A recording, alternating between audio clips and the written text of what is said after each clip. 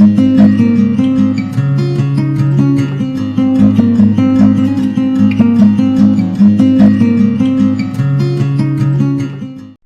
दोस्तों, आप सभी का स्वागत है मेरे यूट्यूब चैनल में द केमिस्ट क्लब। आज हम बात करने वाले हैं एक बहुत ही इम्पॉर्टेंट टॉपिक की। वो होगा हाई न्यूक्लियरिटी कार्बोनाइल कॉम्प्लेक्सेस, जिसको हम बोलते हैं HNCC। और ये कहाँ पर यूज़ होता है? हमारा ऑर्गेनोमेटेलिक केमिस्ट्री में, OMC में ये बहुत यूज़ होता है। कई बार इससे क्या होता है, डायरेक्ट 4 मार्क्स का एक क्वेश्चन आ जाता है जिसमें आपको कुछ नहीं करना होता, बस थोड़ी मैथ्स लगानी होती है, जोड़ना होता है, घटाना होता है। और जो मैं आज क्वेश्चन डिस्कस करने जा रही हूँ ये 2019 में आया था, पार्ट सी में आया था। और पार्ट सी का मतलब है ये क्वेश्चन 4 मार्क्स का आया था CSIR नेट एग्ज़ाम में। तो देखिए, ये वीडियो बहुत इंपॉर्टेंट है, इसको ज़रूर आप एंड तक देखते रहिएगा, क्योंकि अगर आप इसको स्किप करके देखेंगे तो हो सकता है बीच में कुछ ऐसे कॉन्सेप्ट्स आप मिस कर दें। फिर उसके बाद आपको क्या होगा, आपको फिर दोबारा वीडियो देखनी पड़ेगी, तो इससे आपका क्या होगा, टाइम वेस्ट होगा। और टाइम तो बहुत ही इंपॉर्टेंट है। तो प्लीज़ मैं आपसे बहुत अच्छे से रिक्वेस्ट करना चाहती हूँ कि आप कृपया करके पेशेंस के साथ, अगर आप इसको टाइम दे ही रहे हैं तो आप अच्छे से दीजिए। और मैं पूरी गारंटी लेती हूँ, पूरी उम्मीद करती हूँ कि आपको ये पक्का वीडियो बहुत अच्छे से समझ आएगी। तो चलिए बढ़ते हैं हमारे इस कॉन्सेप्ट के साथ। जैसा कि क्वेश्चन में बोला गया है कि द करेक्ट स्टेटमेंट्स अबाउट, एक हमें न्यूक्लियरिटी कॉम्प्लेक्स दे रखा है RU6C कार्बोनाइल 17 कार्बोनाइल है इसमें, ठीक है। ये एक क्लस्टर कंपाउंड है। क्लस्टर कंपाउंड होते हैं जो बहुत सारे, मतलब एक ही कंपाउंड में बहुत सारे हमारे एटम्स होते हैं या बहुत सारे हमारे न्यूक्लियस सेंटर्स होते हैं। तो उसी प्रकार से हम उनको क्लस्टर कंपाउंड कहते हैं। वो मतलब एक गुच्छा बना लेते हैं आपस में मिलके। तो अब उसमें हमसे पूछा है कि कुछ उन्होंने इसके रिलेटेड हमें एक स्टेटमेंट्स दे रखे हैं, जैसे क्या इसमें 86 इलेक्ट्रॉन्स हैं, क्या ये एक क्लोजो स्ट्रक्चर है, क्या इसकी शेप स्क्वायर पिरामिड है, और क्या इसके जो कार्बन है वो सारे RU सेंटर से इंटरेक्ट करते हैं। तो हमें ये बताना है कि इनमें से कौन कौन सी स्टेटमेंट शुरू है। तो उन्होंने कुछ ऑप्शंस दे रखे हैं इस प्रकार से कि जैसे A में तो क्या है कि चारों सही हैं, B में सिर्फ 1 और 2 ही सही है, C में 1 2 3 सही है, और D में 1 2 4 सही है। तो अब हमें बताना है कि कौन सा करेक्ट ऑप्शन है। देखिए दोस्तों, कई बार हम क्या करते हैं, CSIR नेट में टोटल 120 क्वेश्चंस आते हैं, तो हम लोग क्या करते हैं, जल्दबाजी के कारण हम लोग सोचते हैं यही ऑप्शन है, इन्हीं कोई ABCD मान के हम 1 2 टिक कर देते हैं। हम नीचे क्वेश्चन पूरा देखते ही नहीं है। तो यहाँ पर कई बच्चे बहुत गलती कर देते हैं। तो देखिए, अगर आप ये गलती नहीं करेंगे तो आप उन बच्चों से आगे हो जाएंगे और आपको 4 मार्क्स मिल जाएंगे जो उनको नहीं मिल रहे होंगे। तो जो ये वीडियो नहीं देख रहे हैं इस समय, उनको तो देखिए बहुत अच्छे से घाटा होने वाला है। तो चलिए, अब हम वीडियो देख रहे हैं तो आइए कुछ एक नया कॉन्सेप्ट समझते हैं। तो हाई न्यूक्लियरिटी कार्बोनाइल कॉम्प्लेक्स की जैसे मैंने बात करी थी, इसमें जो N की वैल्यू होती है, N होता है नंबर ऑफ मेटल्स मतलब मेरे मेटल सेंटर कितने हैं। तो N की वैल्यू होनी चाहिए 4 से ज़्यादा। अब जैसे क्वेश्चन में हमें दे रखा है RU6CCO17, ये हमें दे रखा है। तो RU6 मतलब N की वैल्यू मेरी क्या है, N से ज़्यादा, क्योंकि मेरे यहाँ पे मेटल कितने हैं, 6 हैं जो N से ज़्यादा होते हैं। और कार्बन को इसमें इंक्लूड करने की गलती आप मत कीजिएगा, क्योंकि कार्बन जो है वो इसके अलग है, ये तो एनकैप्सुलेटेड है। अभी मैं आपको जब इसका स्ट्रक्चर बताऊँगी तब आप देखना। बेसिकली आपको मेटल काउंट करने हैं, ठीक है। फिर उसके बाद क्या आता है, हाई न्यूक्लियरिटी कॉम्प्लेक्सेस में एक टर्म आती है, जब इसका फॉर्मूला मैं आपको बताऊंगी, TEC और PEC। TEC का मतलब होता है टोटल इलेक्ट्रॉन काउंट, PEC का मतलब होता है पॉली इलेक्ट्रॉन काउंट। तो देखिए, ये आप इनको अच्छे से देख लेना, TEC और PEC, इसको याद रखना क्योंकि ये फॉर्मूले में यूज़ होने वाले हैं। अब जो हमारा PEC का फॉर्मूला बनता है वो इस प्रकार बनता है, PEC is equals to N multiplied by 12 minus TEC। ये देखिए, N multiplied by 12 minus TEC। TEC क्या था, टोटल इलेक्ट्रॉन काउंट। और ये पूरा किस में है, मॉड में है। मॉड का मतलब क्या है कि ये वैल्यू कैसी आने वाली है, हमारे पास पॉजिटिव आने वाली है, ठीक है। और N की वैल्यू पॉजिटिव होनी भी चाहिए। अब देखिए, इसका एप्लीकेशन कहाँ पर आएगी, जब हम इसका, क्योंकि देखिए अगर हमें ये चीज़ें पता चल जाएगी तो हम आराम से बता सकते हैं जो इस क्वेश्चन में पूछा हुआ है कि हमारे को ये जो स्ट्रक्चर है वो हमारा क्लोजो है कि क्या है। तो क्लोजो जानने के लिए हमें ये वाले पूरे स्टेप्स सॉल्व करने होते हैं। तो अब देखिए हमारा जो आता है पीईसी का फॉर्मूला देखा n इंटू 12 माइनस TEC। और फिर उसके बाद हम क्या करते हैं, पीईसी को, जो पीईसी की हमें यहाँ से वैल्यू मिलती है उसको जब हम 2 से डिवाइड कर देंगे, जो पीईसी की यहाँ पे वैल्यू मिलती है उसको जब 2 से डिवाइड कर देंगे तो हमें मिलेगा x। अब x जो है ये मैंने कोई भी रैंडम उस वैल्यू को मैंने x का नाम दे दिया है। अब x को हमें क्या करना है, जो हमारा n है, ये n आपको पता है n हमारे नंबर ऑफ़ मेटल्स है। अब x को हम इसके टर्म्स में कैसे लिख सकते हैं वो हमें बता देगा कि उसका स्ट्रक्चर कैसा है, क्योंकि हमारे साइंटिस्ट ने ऑलरेडी खोज के रखा हुआ है, एक टेबल बना के दे रखी है जिससे हम सीधा बस n को x की टर्म्स में लिख देंगे तो हमें पता चल जाएगा कि वो स्ट्रक्चर क्लोजो होगा, नीडो होगा या अराकिनो होगा। तो चलिए उस टेबल को एक बार देख लेते हैं। ये देखिए दोस्तों, हमें एक टेबल मिल रखी है, यहाँ पर x है। x को अगर मैं n की टर्म्स में लिखूंगी, अगर मेरा x कुछ वैल्यू आई है और मेरे पास n मुझे पता है n क्या है, वो तो हमें पता ही होगा क्योंकि क्वेश्चन में हमें नंबर ऑफ़ मेटल्स दिए होते हैं क्लस्टर के। हम क्लस्टर का फॉर्मूला देख के ही निकाल सकते हैं n की वैल्यू क्या होगी। तो अगर मुझे x को लिखना है n की टर्म्स में, तो अगर मुझे ऐसे लिखना पड़ रहा है n-1, मतलब अगर मेरी x की वैल्यू 6 है और मेरी n की वैल्यू 7 है, ठीक है, x की वैल्यू 6 है और n की वैल्यू 7 है, तो अगर मैं 7-1 लिखूंगी, n-1 लिखूंगी तो मेरे को क्या मिल जाएगा, 6, और 6 क्या हो जाएगा, x। तो मतलब मेरे को x को लिखने के लिए मुझे क्या करना पड़ा, एक माइनस करना पड़ा। तो मेरा कैसा स्ट्रक्चर है उसका, सुपर क्लोजो। ऐसे ही अगर मेरा x is equals to n है तो हाइपर क्लोजो। n में अगर मुझे एक जोड़ना पड़ रहा है तब जाके मुझे x मिल रहा है तो क्लोजो। फिर n+2 किया तो Nido, n+3 अराकिनो, n+4 hypo, n+5 क्लैडो। तो क्या हो गया, सुपर क्लोजो, हाइपर क्लोजो, क्लोजो, नीडो, अराकिनो, हाइपो, क्लैडो।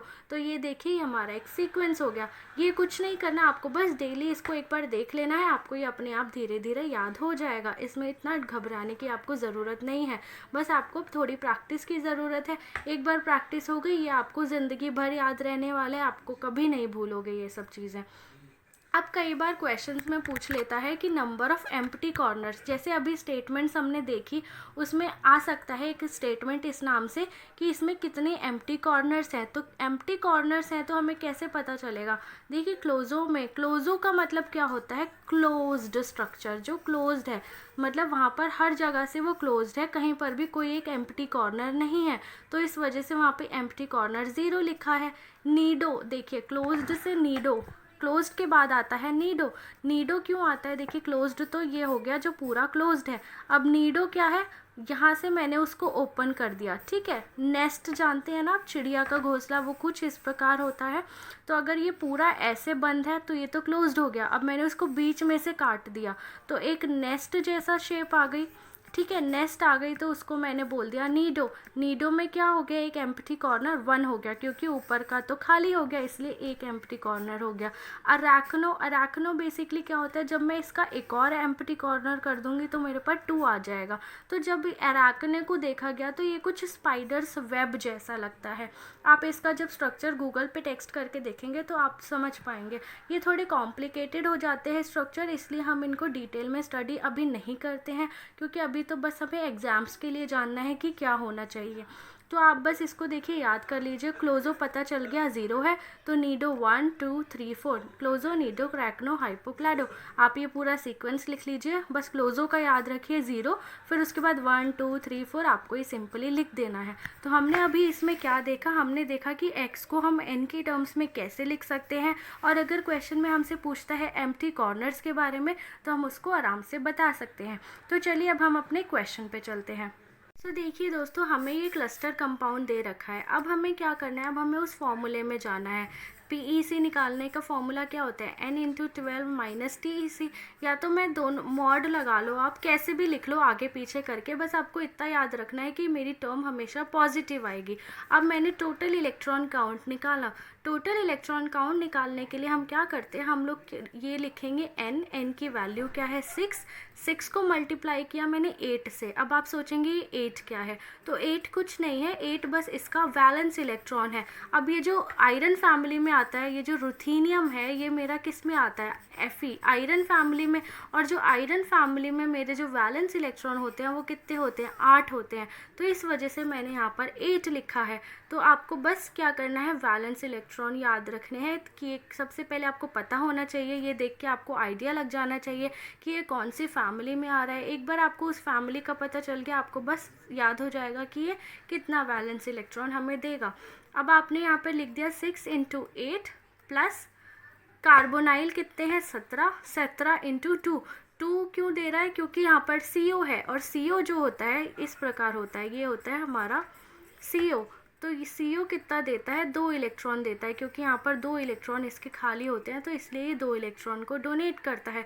तो अब आपको पता चल गया, ठीक है। तो अब हमने यहाँ पर लिख दिया 17 × 2। अब आप सोच रहे होंगे मैंने कार्बन को तो छोड़ दिया, नहीं, कार्बन नहीं छोड़ा है, कार्बन यहाँ पर लिखा हुआ है, वो है 4। 4 मैंने क्यों लिखा है, क्योंकि कार्बन के वैलेंस इलेक्ट्रॉन कितने होते हैं, 4। तो आप ये याद रखिएगा कि हम लोग इसमें क्या लेते हैं, टोटल वैलेंस इलेक्ट्रॉन। वैलेंस कितने इलेक्ट्रॉन हैं। अब जैसे मेरा नाइट्रोजन का अगर हम देखें तो नाइट्रोजन में वैलेंस इलेक्ट्रॉन कितने होते हैं, 5 होते हैं, ठीक है। तो हम 5 उसमें लिखेंगे। तो आपको यहाँ पर वैलेंस इलेक्ट्रॉन कंट्रीब्यूट करने हैं, ठीक है। एक ऑक्टेट कंप्लीट होने के बाद जैसे नाइट्रोजन क्या होता है, 7 होता है ना, तो पहले शेल में तो 2 आ गए, अब बचे कितने, 5, दूसरे शेल में 5 हो गए। तो ये क्या होता है, वैलेंस। तो वैलेंस हमें यहाँ पर लिखना होता है। अगर यहाँ पे नाइट्रोजन होता तो हम लिखते 5, अब यहाँ पे सिर्फ कार्बन है तो हमने लिखा 4। तो ये याद रखना कि हमें यहाँ पे टोटल वैलेंस इलेक्ट्रॉन लिखने होते हैं, ना कि वो इलेक्ट्रॉन जो इसने कंट्रीब्यूट करे हैं, ठीक है। तो आगे बढ़ते हैं, हम लोग PEC निकालते हैं, पॉली इलेक्ट्रॉन काउंट। अब इसका टोटल जब मैंने इसको जोड़ घटा लिया तो मेरे पास आया 86। 86 में से मैंने माइनस किया n × 12। n आपको पता है मेरे नंबर ऑफ मेटल्स 6 है, तो 6 × 12 लिखा, मेरे पास 14 आया ये। फिर 14 मेरे को क्या मिला, PEC। इसको मैंने जब 2 से डिवाइड करा तो मुझे x मिला। अब मेरी n की वैल्यू तो 6 है, तो 6 को मैं कितना जोड़ दूँ कि मुझे x मिल जाए, तो मतलब मुझे +1 करना पड़ेगा। और हमने देखा था कि +1 करने में n+1 जब हम करते हैं तो हमें मिलता है क्लोजो। तो क्लोजो स्ट्रक्चर हमारा मिल गया। और जो एक स्टेटमेंट हमारी क्वेश्चन में दे रखी थी, ये जो हमारा क्वेश्चन था इसमें हमें एक स्टेटमेंट दे रखी थी कि इसके पास 86 इलेक्ट्रॉन है। तो यस, इसके पास 86 इलेक्ट्रॉन है। इसका क्लोजो स्ट्रक्चर है, तो यस, इसका एक क्लोजो स्ट्रक्चर है। अब इसके बाद इसने क्या पूछा है हमसे कि इसकी जो शेप है वो स्क्वायर पिरामिडल है। तो अब आप बोलेंगे कि ये तो मैम ने हमसे स्क्वायर पिरामिड स्ट्रक्चर की तो बात ही नहीं करी, तो ये हम कैसे बता सकते हैं। तो दोस्तों चलिए मैं आपको बताती हूँ कि हम शेप कैसे बताएंगे इसकी। सो दोस्तों ये देखिए, शेप क्या होती है, हम टोटल वैलेंस इलेक्ट्रॉन से निकालते हैं कि उसकी शेप कैसी होगी। अगर टोटल इलेक्ट्रॉन मेरे पास 48 है तो उसकी ट्रायंगुलर होगी, अगर 60 है तो टेट्राहेड्रन होगी, 72 है तो TBP ट्रायगोनल बाइपिरामिडल होगी, 74 है तो स्क्वायर पिरामिडल होगी, 84 है तो बाइकैप्ड टेट्राहेड्रन होगी, 86 है तो ऑक्टाहेड्रन होगी, 90 है तो ट्रायगोनल प्रिज्म होगी, 112 है तो स्क्वायर एंटी प्रिज्म होगी, और 120 है तो क्यूबेन होगी। अब आप सोच रहे होंगे कि मैम ने क्या बता दिया भाई, ये तो इतना खतरनाक सा दिख रहा है, ये हम कैसे याद करेंगे। तो देखिए दोस्तों, इसमें आपको चिंता करने की कोई बात नहीं है। मैंने यहाँ पर क्या लिखा हुआ है, इन दोनों के बीच का एक डिफरेंस लिखा हुआ है। अब ये देखिए, ये थोड़ी बड़ी बड़ी टर्म्स हैं, इनको हमें याद करना थोड़ा मुश्किल हो जाता है। तो मैंने यहाँ पर क्या लिखा हुआ है, मैंने यहाँ पर इनके बीच का डिफरेंस लिखा हुआ है। 48 से 60 जाने पे जो मेरा डिफरेंस आ रहा है वो मेरा 12 का आ रहा है। 60 से 72 पे जो डिफरेंस आ रहा है वो मेरा 12 का आ रहा है। तो देखिए 12 12 सब कुछ जो है वो मेरा इवन चल रहा है, जो भी डिफरेंस है वो मेरा इवन है। तो 12 12 आया, फिर 2 आया, फिर 10 आया, फिर 2 आया, फिर 4 आया, फिर 22 आया, फिर 8 आया। तो मुझे लगता है ये डिफरेंस याद करना ज़्यादा आसान है। अगर आप एक बार डिफरेंस लिख लेंगे, बस आपको एक पहली टर्म याद रखनी है, पहली 48 वाली जो 48 है, इस टर्म्स को आप याद रख लो। फिर उसके बाद आप क्या करो, डिफरेंस 48 में 12 ऐड किया तो आपको कुछ मिला, फिर उसमें 12 ऐड किया तो 72 मिला, फिर 2 ऐड किया तो 74 मिला, फिर उसके बाद 10 ऐड किया। तो मतलब आप डिफरेंस याद कर लोगे तो आपको ज़्यादा आसान हो जाएगा ये टेबल याद रखना। अब हमारा 86 आया था, तो 86 के लिए उसकी जो शेप है वो क्या होनी चाहिए, ऑक्टाहेड्रन। लेकिन हमें क्वेश्चन में क्या दे रखी है, केव्ड स्क्वायर पिरामिड। तो केव्ड स्क्वायर पिरामिड, इसका मतलब ये गलत है, थर्ड ऑप्शन नहीं होगा।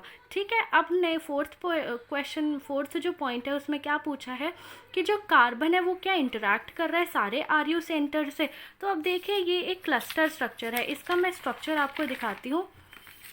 ये इसका स्ट्रक्चर है। कार्बन जो है वो मेरा बीच में पड़ा होता है, एनकैप्सुलेटेड होता है। एनकैप्सुलेटेड का मतलब क्या है कि ये एक कैप्सूल बना रखा है। आरयू जो है इसने, रुथेनियम ने कैप्सूल की तरह बना रखा है और बीच में मेरा कार्बन पड़ा हुआ है।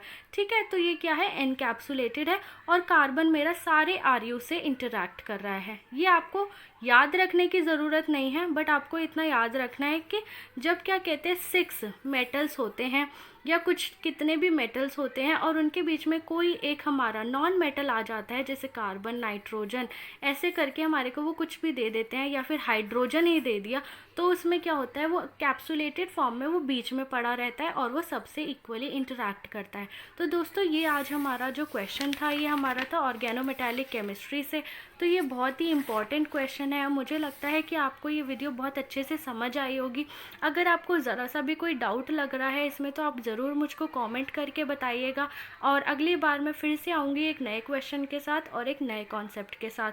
So thank you so much guys. और हमारा पूरा एम है कि हमें ये नेट और गेट जो भी हमारे एंट्रेंस एग्ज़ाम है ये बहुत अच्छे से क्रैक करने हैं। और जो लोग नए थे इस वीडियो में, जिनको नहीं पता कि उनके टीचर कौन है, कौन पढ़ा रहा है उन्हें, तो उनको मैं बता देना चाहती हूँ कि मैं भावना मिश्रा हूँ और मैंने अपनी जो पोस्ट ग्रेजुएशन है वो IIT जोधपुर से करी है और मेरा हाल ही में नेट क्लियर हुआ है जिसके में मेरी रैंक आई थी ऑल इंडिया 28। और मैंने काफ़ी ऑल इंडिया एग्ज़ाम्स क्रैक करे हैं, जैसे IIT जैम हो गया, गेट हो गया, टिफ़र हो गया, और बार्क का मेरा अभी रिज़ल्ट पेंडिंग है। आई एम होपिंग कि मेरा वो भी क्लियर हो जाएगा। So thank you so much guys, thanks a lot. और आप ऐसे ही अपना प्यार देते रहिए, मुझे उम्मीद है कि हम लोग ज़रूर आगे जाएंगे। Bye bye.